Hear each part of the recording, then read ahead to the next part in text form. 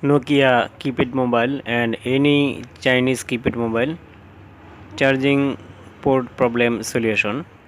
বন্ধুগণ, আমার হাতে যে সেটটি দেখতে পাচ্ছেন এটি নোকিয়া কিপ্যাড মোবাইল।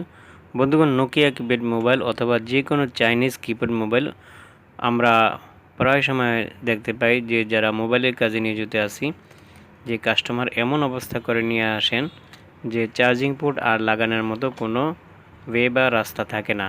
ঠিক আছে, অর্থাৎ চার্জিং পোর্ট লাগানোর যে ফাউন্ডেশন আছে সেগুলি একেবারে নষ্ট হয়ে যায়।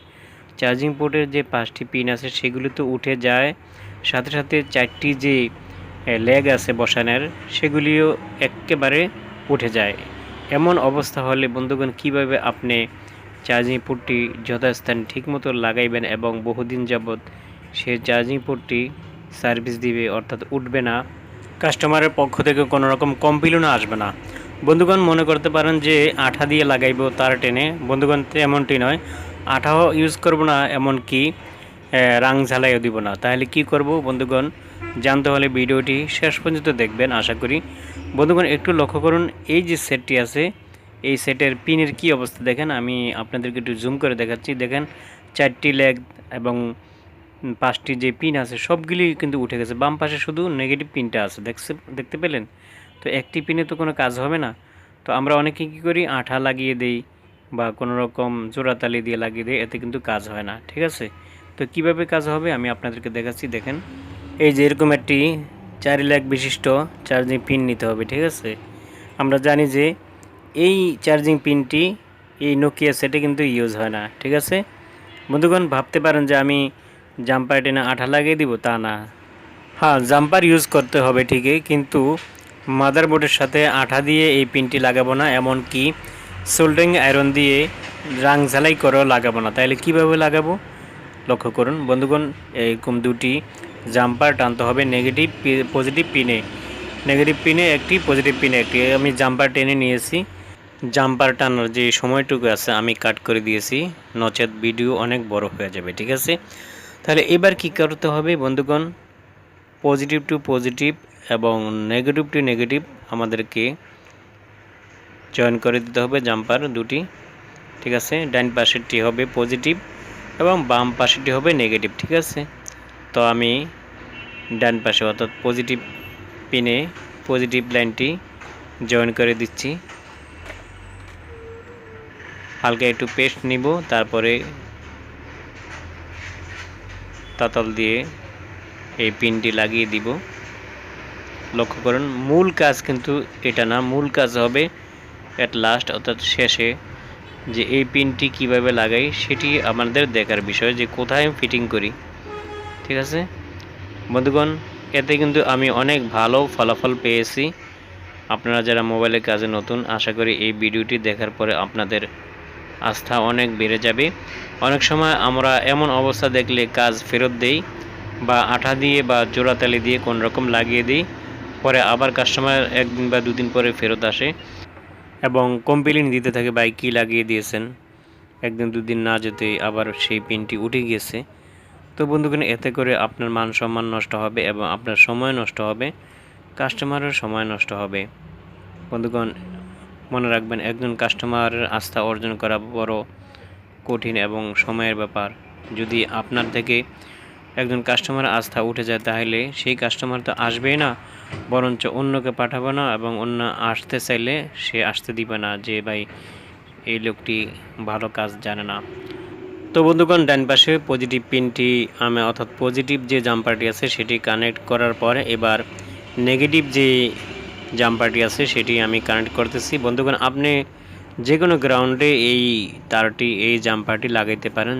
তো আমি যে নেগেটিভ যে পিন আছে অর্থাৎ মানে 5টি পিনের যে গ্রাউন্ড আছে বাম পাশে নেগেটিভ, সেটিতে আমি কানেক্ট করে দিচ্ছি নেগেটিভ জাম্পারটি। ঠিক আছে, একটু পেস্ট নিয়ে কানেক্ট করছি যাতে করে ভালো করে জাম্পার ধরে যায়। তো অতিরিক্ত যে জাম্পারটুকু আছে সেটিকে আমি এখন কেটে দিব। বন্ধুগণ, কেটে দেওয়ার পরে এই জায়গায় সামান্য একটু প্রোটেক্ট দিব, অর্থাৎ বেন্টিজ টেপ দিয়ে ঢেকে দিব, যাতে করে আমি যখন সেটটি অ্যাসেম্বলি করব অর্থাৎ ফিটিং করব তখন যাতে করে পজিটিভ পিন গ্রাউন্ডের সাথে না লাগে, চার্জিং পোর্টের যেই পিন আছে সেটা গ্রাউন্ড হয়ে যাবে, সেখানেও যাতে না লাগে। তো যাই হোক, এবার আমি দুটি জাম্পার টেনে নিলাম। ডান পাশে যে পিনটি অর্থাৎ যে জাম্পারটি সেটি পজিটিভ পিনের, আর বাম পাশে যেটি সেটি হলো নেগেটিভ পিনের। ঠিক আছে, এবার একটু প্রোটেক্ট দিব যাতে করে শর্ট হয়ে না যায়। ঠিক আছে বন্ধুগণ, আসল কাজ কিন্তু এট লাস্ট। তার মানে আমাদের যেই পিনটি আছে অর্থাৎ চার্জিং পিনটি আমি কোথায় বসাবো, কিভাবে বসাবো, আঠা ছাড়া, সোল্ডার করা ছাড়া, ঠিক আছে, সেটি হলো দেখার বিষয় এবং শিখার বিষয়। বন্ধুগণ দেখেন, একটু লক্ষ্য করুন, এই সেটের যে বডিটি আছে না, অর্থাৎ যেখানে আমরা মাদারবোর্ডটি বসাই, ঠিক আছে, একটু লক্ষ্য করুন, চার্জিং পোর্টটি ঠিক থাকা অবস্থা, যেখানে চার্জিং পোর্টটি থাকে অর্থাৎ বডির যেখানে চার্জিং পোর্টটি ঢুকে, ঠিক সেখানে আমরা এই চার্জিং পোর্টটি ঢুকাইব। কিভাবে ঢুকাবো এবং কিভাবে ফিটিং করব একটু লক্ষ্য করুন। এই যে দেখেন, জায়গা মতো এভাবে বসাবো, তারপরে সোল্ডারিং আয়রন দিয়ে দুই পাশে চেপে ভিতরে ঢুকিয়ে দিব বডির। ঠিক আছে, এই যে দেখেন আমি দুই পাশে চেপে বসিয়ে দিয়েছি। এই যে এভাবে একটু হালকা ধরে দুই পাশে সোল্ডারিং আয়রন চাপ দিয়ে ধরবেন, চারটি লেগ বডির ভিতরে বসে যাবে। ঠিক আছে, যে সেচিস আছে, বডি আছে, সেখানে বসিয়ে দিবেন। বন্ধুগণ বলতে পারি, এভাবে যদি বসিয়ে দেন তাহলে 1-1.5 বছরও কিছু হবে না, যদি চার্জিং পোর্টের অন্য কোনো সমস্যা না হয়। এই চার্জিং পোর্ট এখান থেকে লড়ার কোনো কায়দা নাই। ঠিক আছে, ছুটে যাবে না, লড়ে যাবে না এবং বের হবে না। অনেক সময় চার্জিং পোর্ট চার্জারের সাথে বের হয়ে যায়, তো আমি 100% কথা দিতে পারি, চার্জার পোর্টের সাথে বের হবে না এবং সামনেও যাবে না, পিছেও যাবে না, ডাইনেও যাবে না, বামেও যাবে না। তবে আমাদের লক্ষ্য রাখতে হবে, আমরা যে জাম্পারটি টানি একটু মোটা করে, মজবুত করে ঠিক মতো লাগাইতে হবে, তাহলে সমস্যা হবে না। বন্ধুগণ আমি ফিটিং করে নিলাম। এবার আমরা চার্জার কানেক্ট করে একটি মাল্টিমিটার দিয়ে চেক করে দেখব ঠিক মতো ভোল্টেজ পাই কিনা। 3.7 থেকে 4.2 ভোল্টেজ পর্যন্ত পেতে হয় চার্জার কানেক্ট করলে।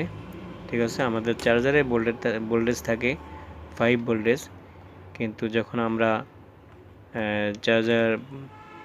চার্জিং পোর্টে ইউজ করি তখন ব্যাটারি কানেক্টর আমরা ভোল্টেজ পাই 3.7 থেকে 4.2 ভোল্টেজ পর্যন্ত।